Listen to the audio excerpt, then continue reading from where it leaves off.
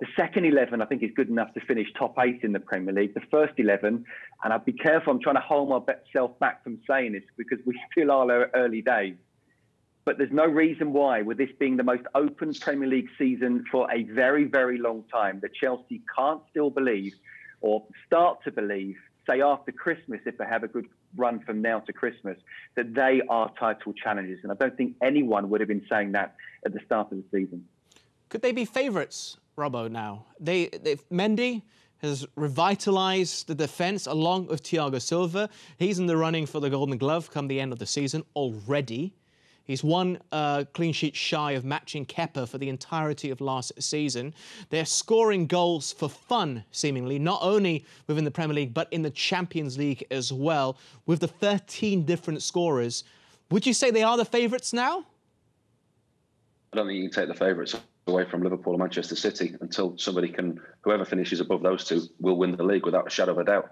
But what Frank's done there and what he's been able to do this season, I've been very, very impressed. He's cut his teeth as a manager at Derby, and he's been given his opportunity at Chelsea.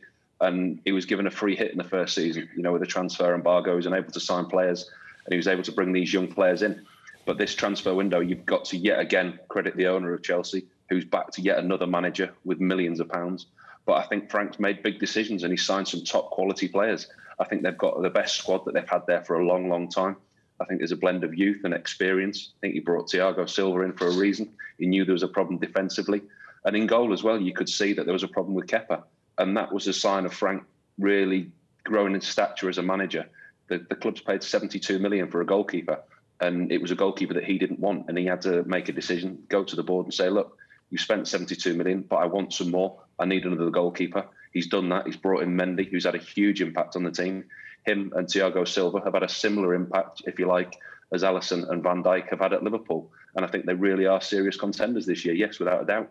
I just can't see anyone being favourites above Chelsea right now, Scott. Last time Chelsea tasted defeat was on the 30th of September, League Cup game against Spurs, and that was a penalty shootout. They lost in the league 10 days prior to Liverpool. I'm sure you remember that game, but that was before some of the signings came into play.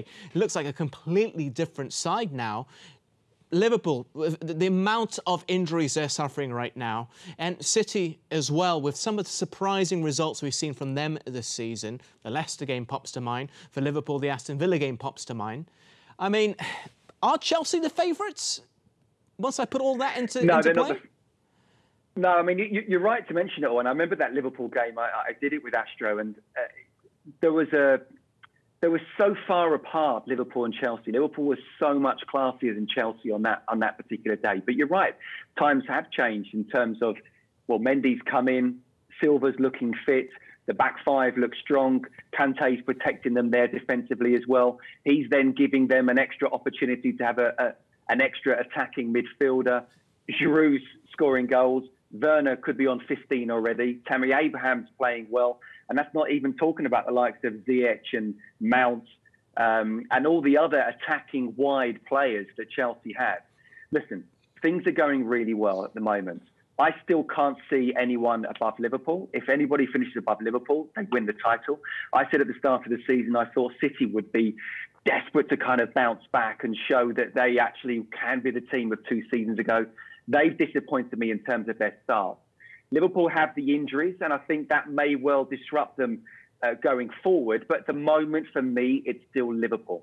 But if Chelsea carry on doing what they're doing, they've got the balance perfect, everyone's scoring goals, they're keeping clean sheets or not conceding many goals.